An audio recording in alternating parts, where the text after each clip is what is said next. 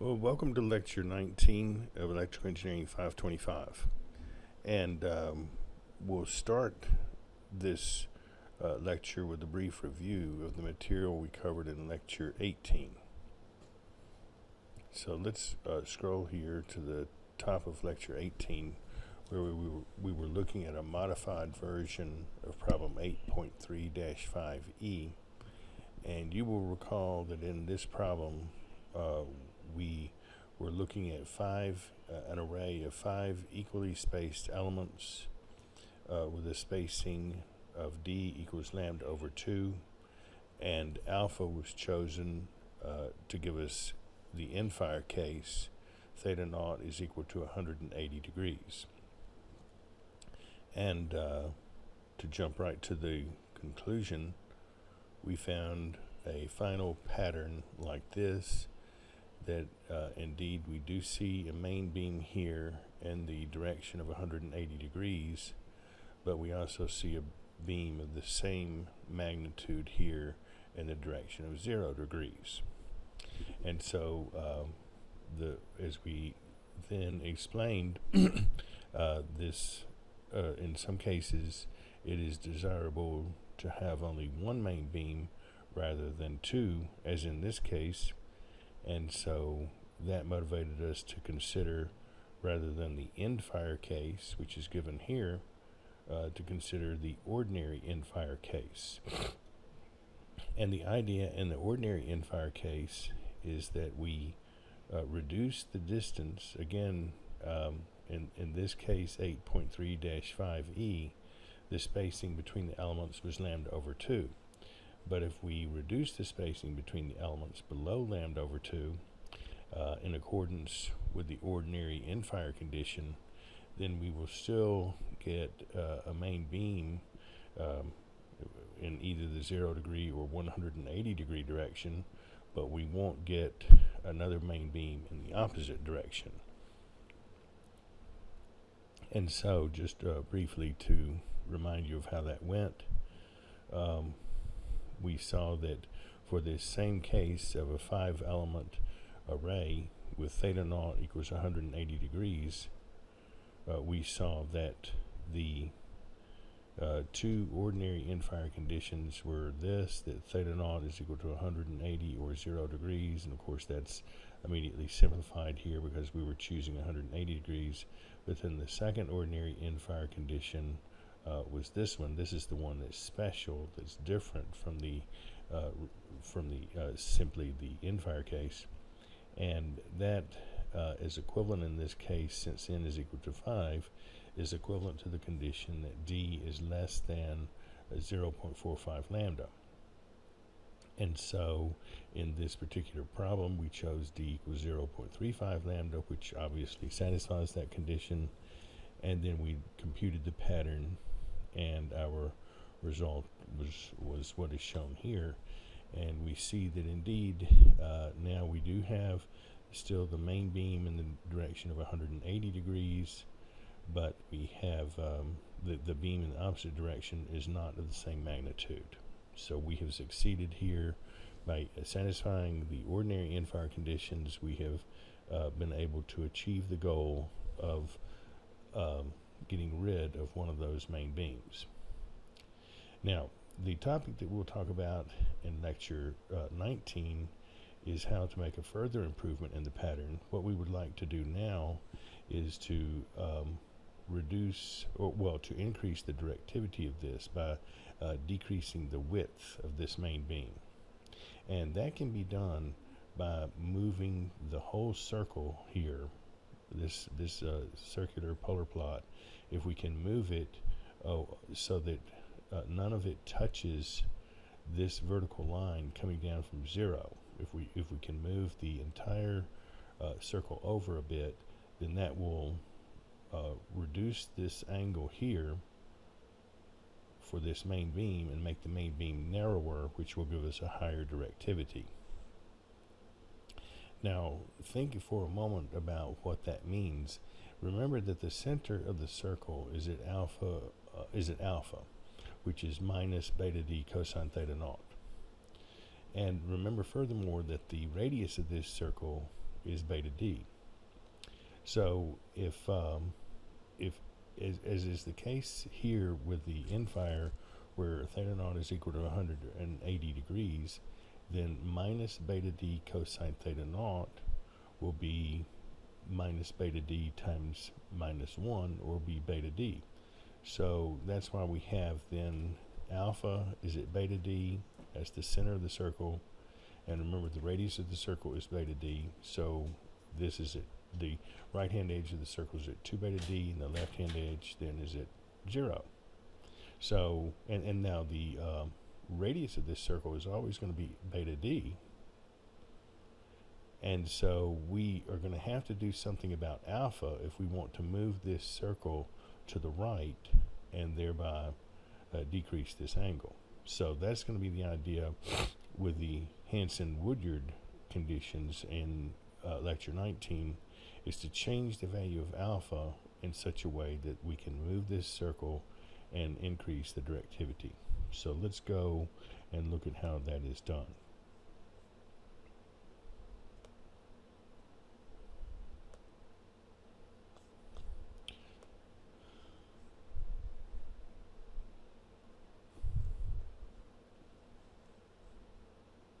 Not what I wanted.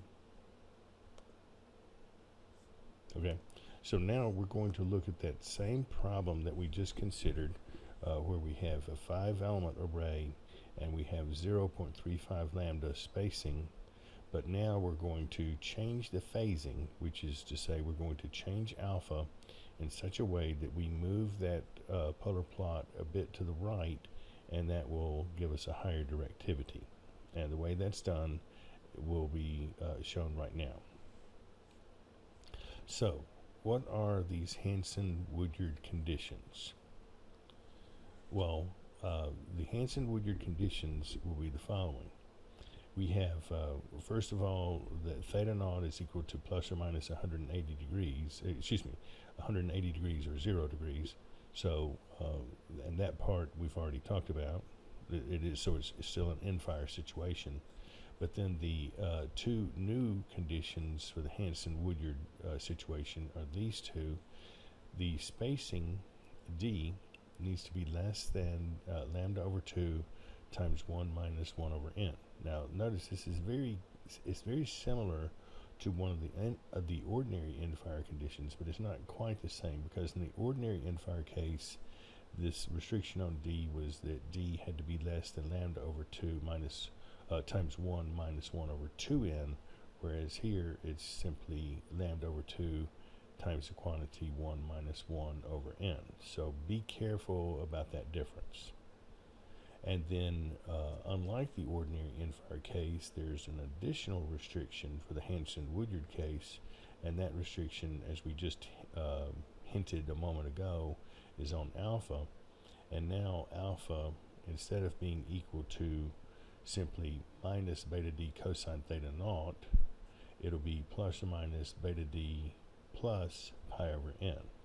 So this will have the effect of moving the circle a little bit to the right in the case where theta naught is equal to 180 degrees, and a little bit to the left in the case where theta naught is equal to 0 degrees. We take, and just to make sure what I said is clear, in the case, keep in mind now, the Hansen-Woodyard condition is an end fire situation.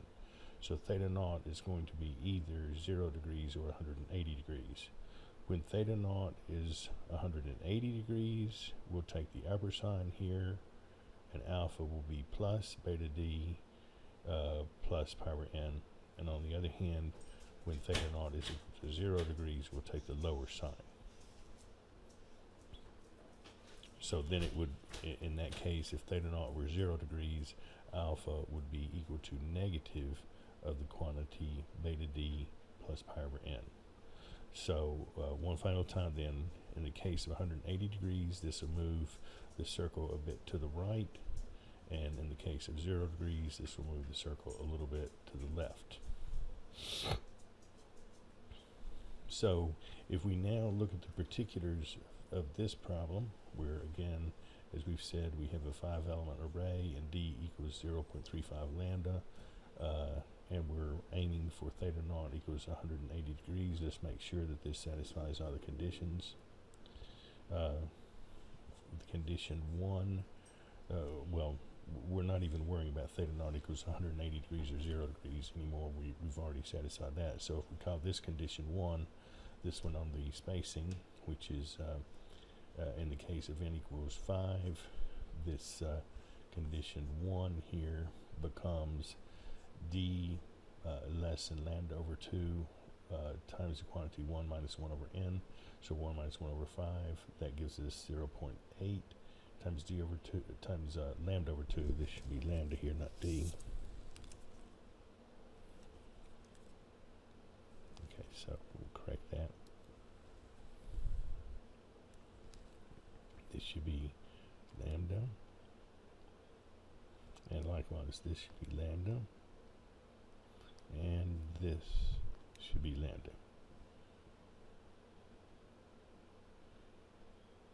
And this should be lambda. I'll explain that in just a moment.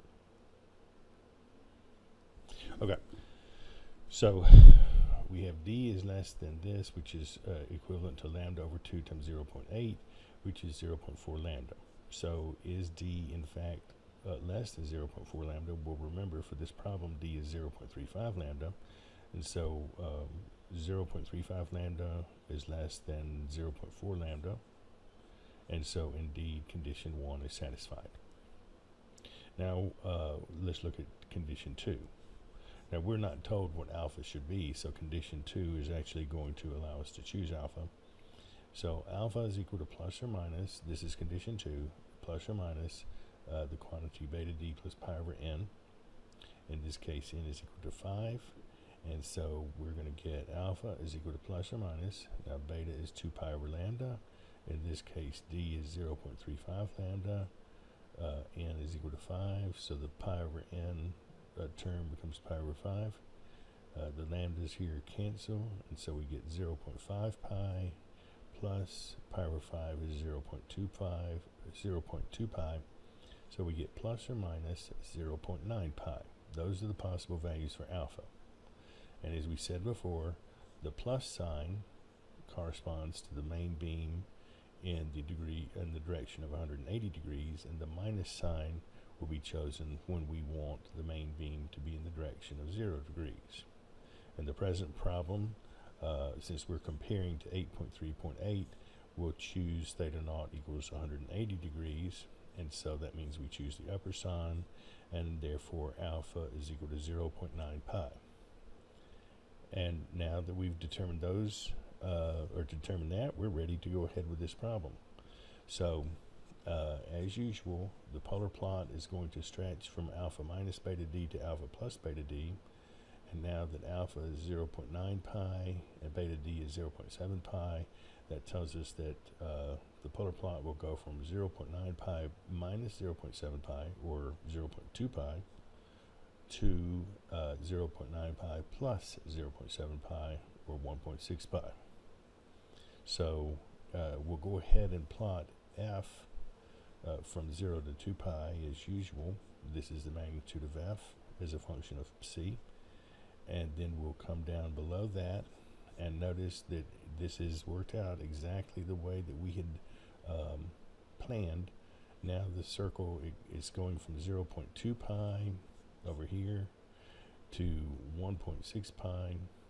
The center is 0.9 pi, and notice that the circle no longer touches this vertical line written through 0, and that has had the effect then of decreasing this angle here for the main beam, which makes the main beam narrower, which gives us a higher directivity. I think everything else about this plot is as usual. We have drawn the vertical lines to the points where we have zeros to help us look at the details of the graph down here. But there's one more point to be careful about.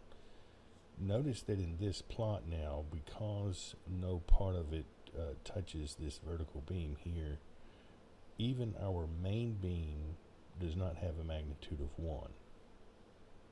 None of these beams right here has a magnitude as large as 1. And so we want to, when we're using the Hansen-Woodyard condition, after we get the polar plot here, then we want to renormalize, which is to say, basically, we want to just multiply everything here by some factor, or divide it by some factor, so that the largest beam will have a magnitude of 1. And that's what's said here. Note that the main beam does not have unity magnitude, so renormalize. And furthermore, this note is simply what we've already observed, that the circle does not extend all the way over here to the axis. So, as was noted, the main beam in the theta naught equals 180 degrees direction is narrower than it was in the case of problem 8.3-8, which was in lecture 18, and so that was our goal. That's what we wanted to achieve.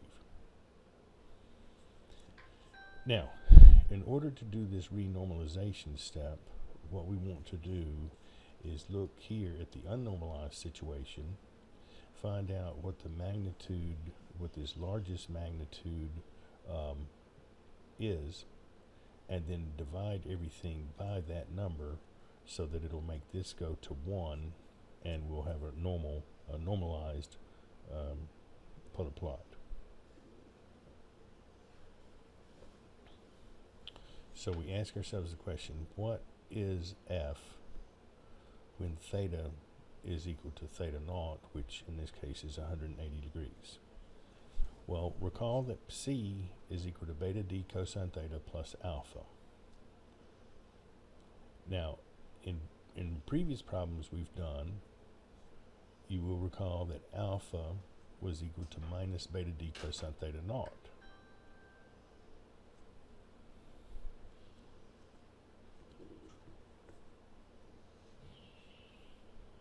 So this means that in the previous cases, when we evaluated this expression for psi at theta equals theta naught, which after all, that's what we want to do now, is we want to find out what psi is at theta equals theta naught so we can evaluate f. Well, in these previous cases, when alpha was equal to minus beta d cosine theta naught, then that would mean that when we evaluated psi at theta equals theta naught, we would get psi equals beta d cosine theta naught plus a negative beta d cosine theta naught, so it would be 0. And that's what it says here. Psi was equal to beta d cosine theta naught minus beta d cosine theta naught, so it was 0. So previously, when we had this equation for alpha, psi would be equal to 0, and that's why the polar plot, part of the polar plot, would touch that vertical axis. And then, of course, since psi was equal to 0 there, we could evaluate f of 0, which we did several lectures ago, using L'Hopital's rule, and it was equal to, f at theta equals theta naught was equal to 1, and so our plot was already normalized. We didn't have to do any extra work. But now in the present case, when alpha is not equal to minus beta d cosine theta naught, the plot will not be normalized. And so, as we said just a moment ago, what we must do first then is find f, the magnitude of f at theta naught, and then divide f of psi by this number to obtain the renormalized f of psi. So, let me make one change. Let me get rid of this part here, because theta naught doesn't always have to be 180 degrees. It could be 0 degrees. Okay, I think everything else here has been generalized. Okay, good. So now to finish this problem. So psi is equal to beta d cosine theta plus alpha. And in this case then, beta d is 0.7 pi. And then we bring over the cosine theta, and alpha is 0.9 pi. So when theta is equal to theta naught is equal to 180 degrees, this gives us psi is equal to 0.7 pi times -1 plus 0.9 pi or 0.2 pi. And indeed, we've already seen that that left-hand edge of the circle is at 0.2 pi, so this is not a surprise. Now, what is f for that value of psi? Well, f then, when theta is equal to theta naught is equal to 180 degrees, is equal to, this is as usual, the formula sine of n psi over 2 times n sine psi over 2. So we have sine of 5, since n is equal to 5 times psi, when as we just found out, when theta is equal to theta naught, psi is equal to 0.2 pi. So we have sine of 5 times 0.2 pi over 2 divided by 5 sine of 0.2 pi over 2. And so this simplifies to this expression, which when you plug that into your calculator, you will get a value of 0.6472. So this is quite a bit different from 1. So now that we have found out, now that means, just make sure you understand, that means that the maximum beam here in this plot is 0.6472, and that's right there. That's this distance from the center out to here is 0.6472. So in order to change it so that the maximum beam is at 1, we're going to have to divide everything by 0.6472. So that's what this equation says. F renormalized will be equal to f of psi divided by 0.6472, or in other words, 1.545 f of psi.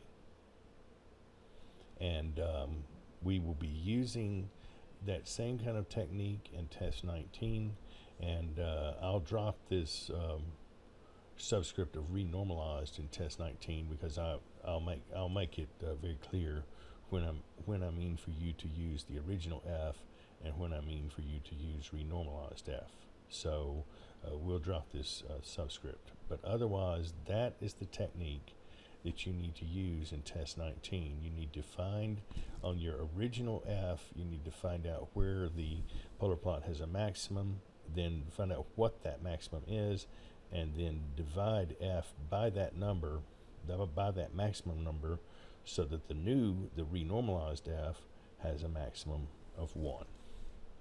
And if you will simply do that, I think you'll have no problems with test 19. So that concludes our video. That concludes lecture 19 for Electrical Engineering 525, and good luck.